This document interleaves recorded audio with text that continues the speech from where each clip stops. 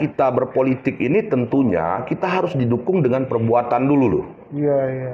Bila mana kita udah bisa mampu berbuat, baru kita berdaulat.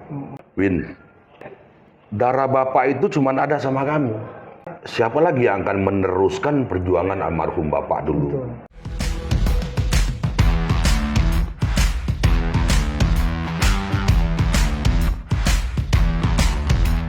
This is your life.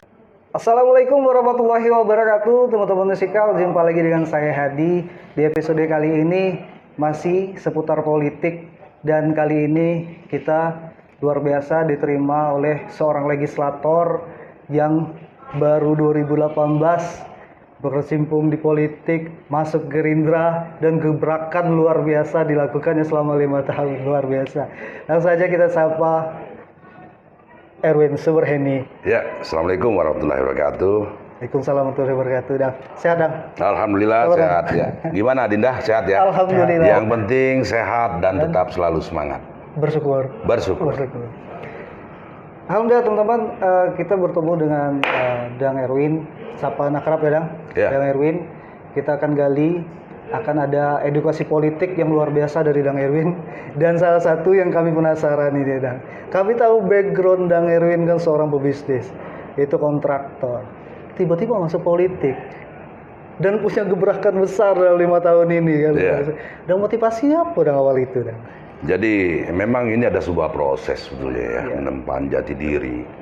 Ya. Kenapa saya katakan sebuah proses? Dulu saya sebetulnya nggak punya minat ya, punya minat ke terjun politik, karena memang dulu konsentrasi ke dunia bisnis, yaitu dunia kontraktor. Ya. Akan tetapi saya teringat dulu ya, 2016 saat itu ada kakak saya yang nomor 4 meninggal. Itu kan, meninggal, jadi sebuah proses itu saya yang mengurus dari Jakarta ke Bengkulu, terus jenazahnya dibawa pulang ke Bengkulu Selatan. Nah, saat itu kakak saya laki-laki yang tertua ya, udah juga meninggal sekarang. Itu yang sebagai panutan saya, sebagai pengganti orang tua saya. Ya. Dia ngomong saat itu, Adinda. Jadi dia cerita, Win, darah Bapak itu cuma ada sama kamu. Itu. Jadi dulu begini. Ya. Bapak dulu, almarhum Bapak, yaitu Pak Haji Sajohan, almarhum ini di eranya Orde Baru, saat itu, memang background Bapak ini kan dari militer ya. Ya. Jadi tahun 67, Bapak ini dulu diperintahkan Pak Soeharto untuk memimpin Bengkulu Selatan sebagai Bupati Bengkulu Selatan. Iya. Di era itu. Jadi tahun 67 sampai, kalau nggak salah, sampai tahun 72 ya. Iya. Nah, sehingga kental bahwasannya memang keturunan keluarga kami ini keluarga mantan Bupati Bengkulu Selatan ya. Nah, sehingga inilah yang sebuah amanah, sebuah perintah dari kakak saya yang namanya Hari Mariori Johan itu untuk saya terjun ke politik. Politik. Iya kan? Nah, saat itu saya bilang sama kakak, Dang dulu kan ngomong, saya bilang nggak perlu mendekati politik. Nah, terus dia bilang, maksudnya begini, jangan terlibat dengan politik-politik yang berdampak akibat. Ya, kalaupun memang terjun ke dunia politik ya nggak apa-apa, dia bilang. Ya. Kamu terjun aja. Terus dia bilang, karena siapa lagi yang akan meneruskan perjuangan almarhum Bapak dulu. Betul. Ya. Nah, sehingga waktu itu saya gabung ke Partai Gerindra itu 2018. Ya kan? 2019 saya bertarung dan alhamdulillah saya diamanahkan rakyat untuk menjadi wakil rakyat. Iya. Sampai alhamdulillah sampai sekarang. Dan saya juga di DPR ini alhamdulillah dipercayakan dari kawan-kawan anggota DPRD Provinsi Bengkulu, khususnya di Komisi 3. Dari awal dulu kan biasanya kan setengah periode ya, setengah periode ada pemilihan namanya AKD, alat kelengkapan dewan. Jadi setengah periode pertama Dang dulu dipercayakan sebagai sekretaris Komisi 3. Ya. Dan selanjutnya setengah periode selanjutnya untuk masa berakhir jabatan dari 2019-2024 pun masih tetap dipercayai oleh rekan-rekan Komisi 3 sebagai salah satu pimpinan Komisi 3, mendampingi Pak Tantowi Dali sebagai Ketua Komisi 3. Juga tetap sama Pak Andaru juga sebagai wakil Ketua Komisi 3, juga kita tetap bersinergi untuk menjalani artinya kewenangan daripada fungsi kontrol sebagai anggota DPRD Provinsi Bengkulu di Komisi 3 ini. Mungkin seperti itu, Dinda. Dang, tadi kami tertarik. Oh, berarti Dang termotivasi ini kan dengan apa yang disampaikan dengan kakak. Iya. Termotivasi. Cuman kami yang menjadi penasaran kami, itu kapan Dang belajar politik? Gitu. Jadi dia masuk jadi itu lagi, Yeah. itu gimana? Jadi belajar politiknya, sedangkan bapak udah lama meninggal. Iya. Nah, gimana Dang ceritanya? Jadi begini, sebetulnya kita boleh dikatakan Dang ini boleh dikatakan tadi seperti apa yang Dang sampaikan, bahwasanya saya masih awam dengan politik ya. Ya. Akan tetapi karena memang selama ini juga Dang juga terjun ke dunia organisasi, Ya. baik organisasi olahraga, organisasi konstruksi, sehingga untuk beradaptasi ke dunia politik ini tidak begitu berbeda jauh. Seni politik. Ya, akan tetapi memang ada hal-hal tertentu ya yang memang harus kita mengkaji, ya kan, belajar, terus kita menerima masukan dan saran dari beberapa elemen, baik tokoh masyarakat, tokoh birokrasi, para sesepuh. Ya ini tadi modal kita berdialog, berdiskusi sehingga kita akan menambahkan sebuah wawasan. Jadi harapan saya kepada masyarakat juga, ya, untuk belajar berorganisasi ini bagian daripada juga langkah kita berpolitik, ya kan?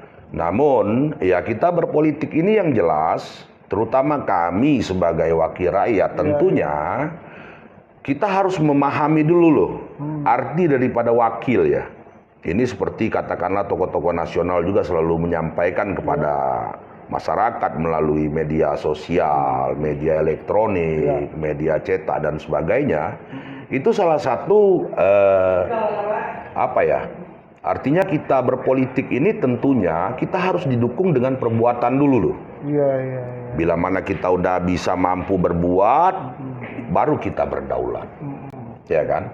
Sehingga persoalan tahapan ini memang katakanlah Dang sendiri, Dinda, di dalam dunia politik ini masih sangat awam ya. Tapi keinginan kita untuk katakanlah melakukan penggalian ilmu, terus melakukan semacam pembelajaran itu tanpa batas usia loh. Ya. Jadi sehingga saya juga mengharapkan kepada regenerasi yang akan datang, jangan pernah takut untuk berpolitik. Sehingga mungkin inilah yang akan menambah keinginan kita, katakanlah membuat sebuah mentalitas yang memang betul-betul selalu dekat di hati rakyat. Ya. Mungkin seperti itu. Dan memang pada saat dia duduk merasakan betul dan mendengar betul kadang aspirasi rakyat. Seperti itu. Ya. Berarti pada intinya teman-teman di rumah yang sekarang nyalek nih, banyak anak muda nyalek nih. Iya. Dan teman-teman yang paling penting berbuat dulu. Iya. Ya. Sudah berbuat baru jadi berdaulat. Betul. Itu pesan Dang ya. Betul. Dang, ini masuk di inti nih Dang. Ya. Dalam 5 tahun pasti banyak yang dikerjakan seorang Erwin Sabarheni kan. Ya. Apalagi di dapil Manakaur. Ya. Jadi yang paling menonjol, yang paling Dang perbuat apa yang dilakukan di situ Dang? Oh iya. Kami pengen tahu Dang. Artinya secara kebetulan memang mitra daripada Komisi 3 ini adalah yang lebih kental ke infrastruktur ya. Betul, pembangunan. Ya, jadi artinya kita menampung aspirasi masyarakat ini melalui Viarses. Ya. Artinya ada beberapa tahapan usulan masyarakat yang memang harus kita follow up. ya kan? Seperti katakanlah karya-karya yang sudah terbangun selama satu periode, itu ada beberapa item dan beberapa titik yang sudah kita lakukan. Seperti katakanlah ada salah satu kecamatan, itu tepatnya di Kecamatan Kaur Utara, itu Adinda 20 tahun ya lebih kurang. 20 tahun. Ya, ada bangunan siri yang tidak tersentuh-sentuh oleh pemerintah baik kabupaten maupun provinsi. Sehingga bila mana terjadi hujan yang ekstrim, Debit air tinggi. ya, debit airnya tinggi dan ini sangat menghantui dan menakutkan bagi masyarakat di daerah lingkungan, tepatnya itu di Kelurahan Simpang 3 ya, di Kaur Utara. Nah ini menjadi penyampaian masyarakat kepada Dang saat Dang reses, sehingga ini menjadi sebuah target prioritas. Iya. Yang mana waktu itu kalau nggak salah Dang reses itu ya pertama-tama sekali karena ini termasuk katakanlah kalau bahasa kita selatan itu dusun Laman. Dusun Laman ini dusun artinya daerah yang memang katakanlah orang tua Dang sendiri terlahirkan di sana. Sehingga ini sebuah kampung halaman yang memang menjadi sebuah kendala dan alhamdulillah 2022 itu kita alokasikan anggaran melalui pihak PUPR lebih kurang sekitar kalau nggak salah ya 1 miliar 750 juta Itu untuk pembangunan siring. Siring irigasi itu. Ya, dan alhamdulillah Adinda sekarang udah nggak menakutkan lagi. Jadi walaupun hujannya ekstrim ya kan masyarakat sudah bisa tidur nyenyak kapan malam. Itu sampai dulu sering Dang juga dikirimin video sama masyarakat, tolong Pak Dewan ini dibangun dan alhamdulillah ini sudah menjadi sebuah kenyataan dan bisa dinikmati oleh masyarakat Kaur Utara khususnya. Itu satu ya. Yang sebelumnya masyarakat udah pernah nyampaikan atau buat proposal. Udah. Ya makanya tadi mereka menyampaikan sebuah aspirasi mereka itu disampaikan melalui via reses. Ya kan? Tapi seorang Erwin yang merealisasikan. Iya, kita harus respon dan kita tanggapi. Alhamdulillah PU juga bisa bersinergi dengan kita saat seluruh data itu terinput melalui sistem informasi pemerintah daerah SIPD. Alhamdulillah terlaksana.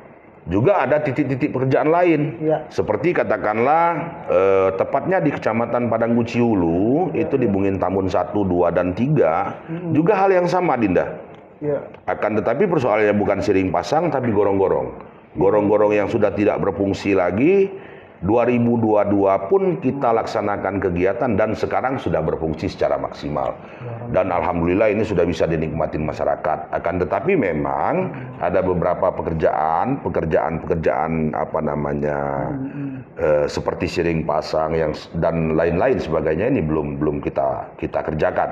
Mudah-mudahan ini ya insya Allah nanti Dang juga akan berjanji kepada masyarakat, insya Allah kalau amanah sebagai wakil rakyat akan diserahkan dan didukung oleh masyarakat untuk periode 2024-2029, insya Allah ini akan kita teruskan program itu. Terus ada lagi satu, itu pekerjaan juga di Kecamatan Lungkangkul, Adinda. Itu yang lebih memprihatinkan dan lebih tragis ya. Kenapa saya katakan lebih memprihatinkan? Itu ada satu desa namanya Tanjung Bunian. Nah, Tanjung Bunian ini ada pemakaman masyarakat. TPU ya, tempat pemakaman umum. Nah, kapan hujan, Adinda, itu sampai dikirim juga videonya ke saya. Waduh, sangat memprihatinkan. Jadi saat hujan, nah ini mereka harus melakukan pengeringan air itu dengan pompa. Dipompa dulu, dibuang airnya, baru bisa melakukan penggalian, ya kan? Sampai kepala desanya bilang, tolong Pak Erwin, mungkin Pak Erwin yang bisa menjadi perpanjangan tangan kami dari masyarakat sehingga ini bisa menjadi wujud nyata bagi masyarakat. Bila mana nanti kami menghadapi sebuah musibah, kami tidak lagi menggunakan mesin air untuk mengeringkan itu. Dan alhamdulillah juga 2022 ini sudah terrealisasi. Dan alhamdulillah juga saya tanya dengan kepala desa bagaimana Pak Kades setelah siringnya sudah dibangun, Ya kan? Apa masih ada kendala? Alhamdulillah nggak ada Pak Dewan, dia bilang. Iya, Ya. iya. Ya artinya ini sebuah apa ya? Sebuah apa namanya? Perhatian Pak Erwin lah terhadap kami. Ya kami tentunya akan selalu mengingat perjuangan dan usaha daripada Pak Erwin. Saya bilang terima kasih Pak Kades. Mungkin saya juga ya cuman sebatas itu yang mampu saya lakukan untuk terhadap daerah. Dan memang ada lagi hal-hal yang lain seperti perjuangan saya dulu mempertahankan rapat bandar anggaran. Nah, ini. Makanya tentu saya juga harus menjelaskan dengan masyarakat bahwasannya wakil-wakil rakyat yang ada di Provinsi Bengkulu ini bukan sembarangan orang loh, Dinda. Iya, iya. Kenapa saya katakan bukan sembarangan orang? Yang bisa masuk di dalam jajaran DPRD Provinsi Bengkulu ini memang betul-betul wakil rakyat dan pilihan. Ya kalau bicara masalah kemampuan daripada argumentasi, kemampuan intelektualitas, kemampuan keuangan, mereka ini di atas angka rata-rata. Banyak ya seperti Iya kan? Nah kalau kita tidak mampu mempertahankan anggaran yang masuk ke daerah kita, selesai kita, Dinda. Betul. Ya kan, akan tetapi kita dengan mekanisme organisasi yang punya aturan. Ya kan, seperti katakanlah saya salah satu yang menggiring saat rapat badan anggaran itu salah satu bangunan yang sekarang dinikmati oleh masyarakat Kinal itu datar lebar mentiring, Dinda. Itu lebih kurang sekitar alokasi anggaran yang memang digelontorkan melalui dana alokasi khusus, itu lebih kurang sekitar 20 miliar. Dan alhamdulillah itu terlaksana. Tahun Dan 2000 berapa itu? itu tahun 2023 ya, 2023 ya selesai. Terus ada lagi pembangunan yang di air Senuling. Ya, di daerah Senuling Padang Guci itu tepatnya jalan itu udah rusak parah sebetulnya. Dan saya waktu paripurna itu saya sampaikan kepada Sekda, saya minta kepada Sekda untuk menyiapkan anggaran. Karena memang ini sebuah jadi harapan dari masyarakat, karena betul-betul daerah itu rawan. Ya kan? Rawannya kenapa? Ya tingkat laka lantasnya cukup tinggi. Sehingga persoalan saat itu saya tegaskan kepada pimpinan DPR untuk dapat menjadikan sebuah instruksi saya ini prioritas. Prioritas. Ya, sehingga alhamdulillah saat itu ya kan ini langsung direspon sama Pak Gubernur dan alhamdulillah Pak Gubernur juga memerintahkan dengan pihak PUPR untuk segera melaksanakan pekerjaan tersebut. Luar biasa, Dang. Ya. Luar biasa, Dang. Kalau kita paparkan suara tadi masih banyak lagi yang lain, masih banyak lagi yang lain. Kami memang memantau, memang Dang Erwin Subraheni ini luar biasa dan kami dari sisi media memantau sangat banyak sekali pembangunan. Ya. Iya kan? Apalagi memang dari sisi infrastruktur pembangunan luar biasa. Dang, pengen kami tahu lagi, Dang. Ya. Apa Dang yang ingin atau pilih di Komisi 3 ini termasuk pembangunan ini atau diamanahkan oleh kebutuhan harus seperti apa, Dang? Sebetulnya masalah soal di komisi ini tentunya itu kan apa namanya ya, jiwa. Nah ini makanya politik itu tadi identik dengan seni, identik dengan karakteristik, iya kan. Artinya di Komisi 3 ini pertama memang rekan-rekannya satu visi dan misi. Terus gerakan Komisi 3 ini serentak dan memang sejajar, ya kan? Memang isi Komisi 3 ini bermacam-macam bentuk ya. Artinya ada dapil Kepayang, ada dapil Rejang Lebong-Lebong, ada dapil Muko-Muko, ada dapil Benteng Utara. Nah ini yang nggak ada di periode ini dapil Seluma. Ya. Nah sementara di Komisi 3 boleh dikatakan dapil Bengkulu Selatan dan Kaur cuma Dang sendiri. Sendiri di sini, gitu. Jadi sehingga memang persoalan infrastruktur boleh dikatakan bertarung dan berjuang untuk mempertahankan daripada infrastruktur ini dari 7 anggota DPR termasuk Dang sendiri. Akan tetapi tidak memutuskan komunikasi dengan kawan-kawan dari dapil Bengkulu Selatan Kaur, walaupun mereka komisinya berbeda, seperti itu. Jadi memang pembangunan ini ya krusial ya. Ya krusial sih. Jadi ada juga selentingan dari kawan-kawan di luar. Pacak pulau Dang Erwin. Pacak pulau. Dan kami pengen tahu dari perspektif seorang Erwin Subarheni itu politik itu seperti apa sih, Dan? Ya. Jadi secara singkat ini teman-teman anak muda juga di Bengkulu banyak yang juga turun sebagai caleg ini kan. Jadi kan sekarang ini udah saatnya melek politik nih kan anak-anak muda. Iya. Kan. Dari Dang Erwin sendiri seperti apa sih, Dan? Jadi konsep politik itu sebetulnya simpel ya. Ya. Tergantung dari niat kita sendiri berpolitik itu mau seperti apa. Ya kan? Akan tetapi seperti Dang sampaikan tadi, kadangkala politik ini identik dengan karakteristik. Ya, karakteristik. Seperti apa sih kita akan membawa politik ini dan arahnya kemana? Iya. Ya kan? Tinggal karakter kita. Ada beberapa masyarakat yang kadangkala mengatakan bahwasanya politik itu kejam, ya kan? Iya. Politik itu tidak jelas. Nah ini perlu kita sampaikan, tergantung kita membawanya seperti apa politik, ya kan? Kenapa? Politik ini sangat komitmen, ya kan? Sangat konsistensi. Iya. Ya kan? Kenapa saya katakan sangat komitmen? Dan kalau misalnya membawa sebuah arus politik terhadap masyarakat, jujur Adinda, saya selalu ngomong itu ablak-belakan. Karena apa?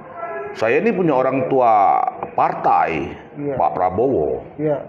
Ya, Pak Prabowo itu selalu mengamanahkan kepada kami, ngomong itu apa adanya. Ya, kalau memang bisa katakan bisa. Kalau tidak ya katakan tidak. Jangan kita karena ada sebuah kepentingan yang tidak kita katakan iya, yang iya kita katakan tidak. Nah sehingga persoalan ini justru membuat stigma masyarakat politisi itu negatif, padahal sangat positif. Nah sehingga persoalan ini perlu juga saya sampaikan kepada kaula muda, regenerasi penerus-penerus politik. Ya kan, ya supaya memang betul-betul menjunjung tinggi konsistensi dan komitmen kita terhadap masyarakat, sehingga jangan sampai nanti masyarakat punya asumsi bahwasannya politik ini betul kejam, tidak jelas, ya kan? Iya. Nah sebetulnya tidak seperti itu, ya kan? Iya.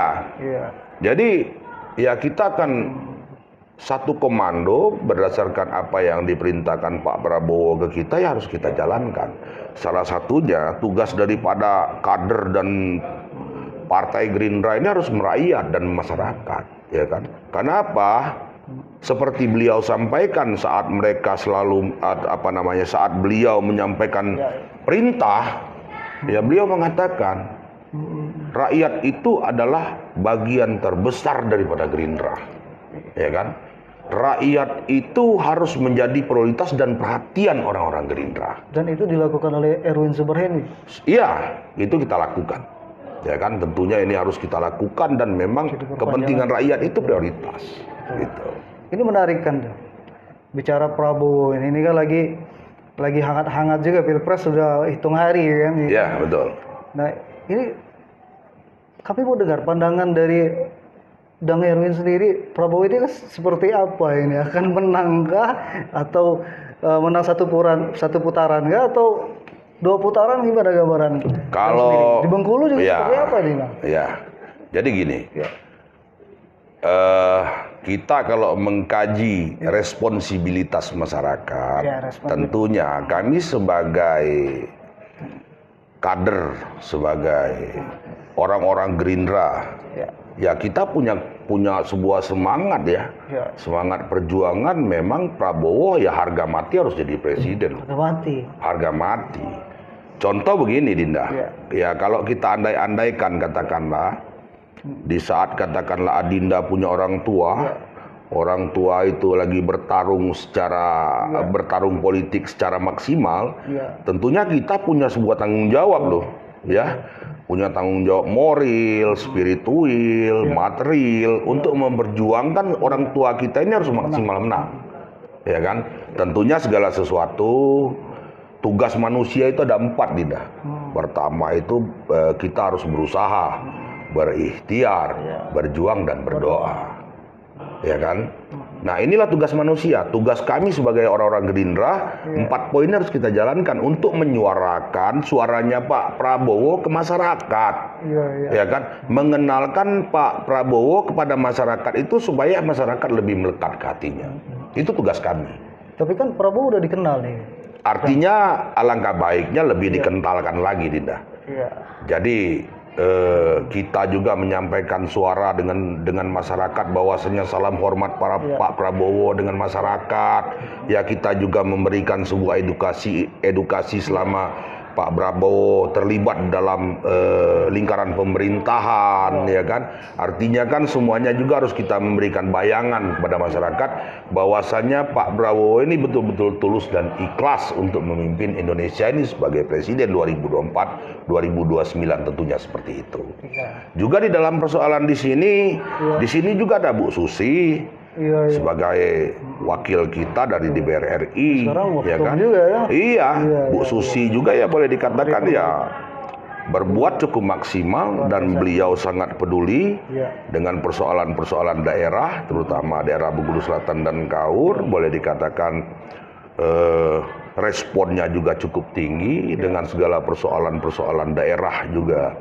Katakanlah beliau ya sangat maksimal, ya kan? Sehingga persoalan ini ya ini tidak nutup kemungkinan, saya yakin dan percaya dari pusat, RI dan provinsi juga kawan-kawan kabupaten akan bekerja yang sama, ya kan, akan berjuang secara bersama-sama memperjuangkan Pak Prabowo menjadi presiden, DPR RI juga Bu Susi menang ataupun yang lain, ya kan, itu juga provinsi seperti itu, itu seperti itu. Apa yang menjadi keharusan masyarakat memilih seorang Prabowo? Tentunya di sini masalah soal masyarakat harus memilih Prabowo jadi pemenang di sini kan begini, Dinda. Kelegowoan seorang pimpinan itu harus jadi tolak ukur loh. Kenapa saya katakan kelegowoan? Bayangkan, Dinda. Artinya Pak Prabowo itu bertarung dengan Pak Jokowi itu 2 kali. Kalah terus. Belum menang. Keberuntungan belum di tangan Pak Prabowo. Akan tetapi satu hal yang perlu kita contoh, yang perlu kita lihat secara nyata dan realita. Pak Prabowo itu menghormati keputusan rakyat. Menjunjung tinggi aturan yang sudah ditentukan oleh rakyat. Saat Pak Jokowi dilantik, Pak Prabowo 2 kali loh hadir. Tanpa dia menganggap bahwasannya Pak Jokowi ini bukan rivalitas. Dia tidak menganggap seperti itu. Dan Pak Prabowo tidak menganggap bahwasannya Pak Jokowi ini lawan tanding. Sebagai tokoh-tokoh negara, tokoh-tokoh nasional, dia sangat menghargai itu. Sehingga ini menurut kami salah satu poin yang sangat menjadi tolak ukur. Artinya dia tetap bagaimanapun menghargai lawan politik. Nah, sehingga ini adalah tolak ukur untuk menjadi pandangan masyarakat dan rakyat khususnya Bengkulu dan Indonesia khususnya. Belum tentu lawan politik yang dikalahkan itu mau bergabung dalam lingkaran pemerintah. Ini sebuah artinya apa ya? Katakanlah nilai positif dari Pak Prabowo, orangnya sangat sportif. Sportif dan mementingkan rakyat, betul. Iya kan? Nah, oke, saat periode pertama dulu Pak Jokowi beliau oposisi. Tapi saat itu kita se-Indonesia, anggota DPR dan seluruh kader Partai Gerindra itu diundang di Hambalang, dipanggil sama Pak Prabowo. Beliau juga walaupun pimpinan partai, beliau sangat menghargai kita. Sebelum dia mengambil sebuah keputusan, beliau pamitan dan menyampaikan. Sebagai putra bangsa, untuk membangun dan membesarkan Indonesia, dan dia juga membayangkan beberapa tokoh-tokoh nasional negara-negara lain yang tujuannya yang sama untuk memajukan negara. Apapun resiko dan apapun konsekuensinya, dia siap untuk mengabdikan diri terhadap negara, bergabung dengan lawan politiknya untuk sama-sama menjalankan pembangunan negara. Seperti itu.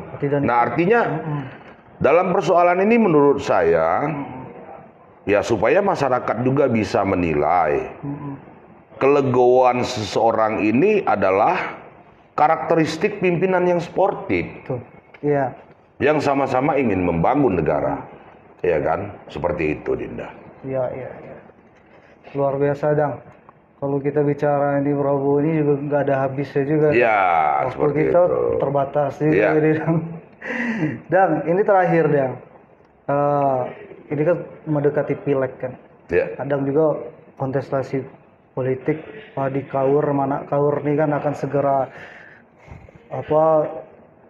terjalankan ini. Iya. Kadang turun lagi ini gimana? Iya. Himbauan masyarakat untuk untuk memanfaatkan hak pilih mereka. Himbauan Dang seperti apa? Iya. Jadi satu hal sebetulnya yang saya perlu ingatkan kepada masyarakat pada umumnya Provinsi Bengkulu dan khususnya Bengkulu Selatan dan Kaur.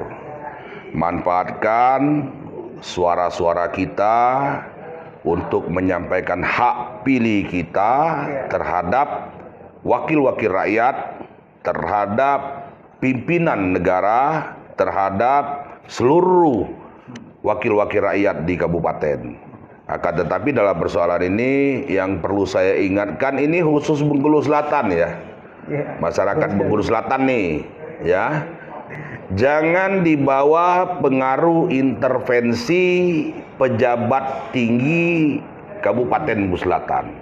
Yang sudah saya dengar dan saya lihat, ini ada kekuatan-kekuatan pemerintah ya kan yang melakukan tekanan baik itu terhadap kepala desa maupun pimpinan-pimpinan birokrasi yang ada di Bengkulu Selatan.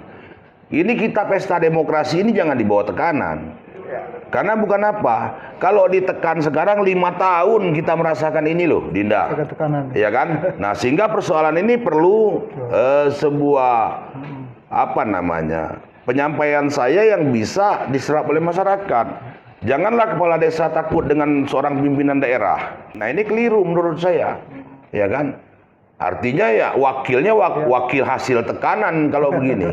Bukan hasil murni dari masyarakat, pilihan hati masyarakat. Dengan ditakut-takuti bahwasannya ini kepala desa ataupun perangkat desa akan dipecat atau diberhentikan oleh seorang pimpinan daerah. Nah, sehingga persoalan ini perlu saya sampaikan di sini terbuka secara langsung ke masyarakat. Gunakan hak pilihnya yang memang betul-betul di luar intervensi, sehingga demokrasi kita memang betul-betul murni, betul-betul sportif dan betul-betul bebas gitu loh. Jadi jangan sampai masyarakat merasa tertekan dan selalu dipreser dengan kekuatan-kekuatan pemerintahan daerah. Ini yang Bengkulu Selatan yang saya lihat. Kalau Kaur masih melandai ya, semuanya artinya masih cukup demokrasi lah. Itu mungkin seperti itu, Dinda. Luar biasa, teman-teman di Bengkulu Selatan, masyarakat di Bengkulu Selatan khususnya, jangan terpengaruh intervensi karena kita kuat, kita bersama masyarakat, bersama rakyat, kita kuat. Ya, cuma dengan satu kepala daerah kita lebih kuat. Jadi gunakan hak pilih itu dengan sebaik-baiknya ya. Iya, betul. Pilih wakil rakyat yang betul-betul berjuang untuk masyarakat. Tambahan mungkin pesan-pesan terakhir untuk masyarakat Kaur dan masyarakat Bengkulu Selatan untuk memilih seorang Herwin seperti ini, silakan Dang. Kepada masyarakat Provinsi Bengkulu pada umumnya dan tentunya kepada masyarakat Bengkulu Selatan dan Kaur, saya atas nama Herwin Suberhani sebagai anggota DPRD Provinsi Bengkulu yang masih aktif di 2019-2024, yang mana saya masih saat ini mencalonkan diri sebagai calon anggota DPRD Provinsi Bengkulu 2024 dari Partai Gerindra dengan nomor urut 1. Pertama-tama mohon doa restu bagi seluruh masyarakat Bengkulu Selatan dan Kaur, dan juga saya mohon dukungan kepada masyarakat Bengkulu Selatan dan Kaur. Tentunya saya mohon dukungan secara maksimal. Semoga saya tetap mendapatkan amanah juga dukungan dari masyarakat sehingga dapat melanjutkan perjuangan DPRD Provinsi Bengkulu periode 2024-2029. Itu saja, dan saya akhiri dengan wabillahi taufik wal hidayah. Wassalamualaikum warahmatullahi wabarakatuh. Waalaikumsalam.